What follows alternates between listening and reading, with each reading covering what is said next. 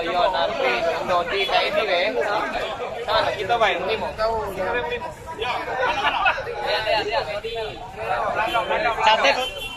Catet ke TV-nya. Maju.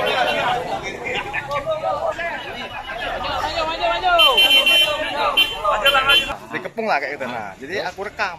Oh, kita rekam. Ketahuan, rampas HP aku. Yang megang HP istri kita. Saya. Nah, terus saya dirampasnya. Kemudian saya ditarik ke kelompokan mereka. Nah, soal kelompokan mereka, saya datang, rampas HP-nya. Disitulah terjadi pemukulan.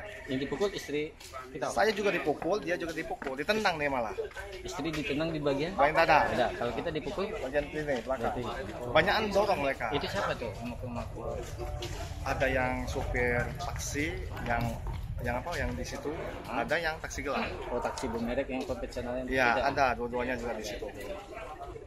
Ini harapan kita gimana? Ya Bang, kita tunggu bukti lah. Bukti ini sudah kita laporin. Sudah. Laporin Di Polsek sekarang. Sukarame.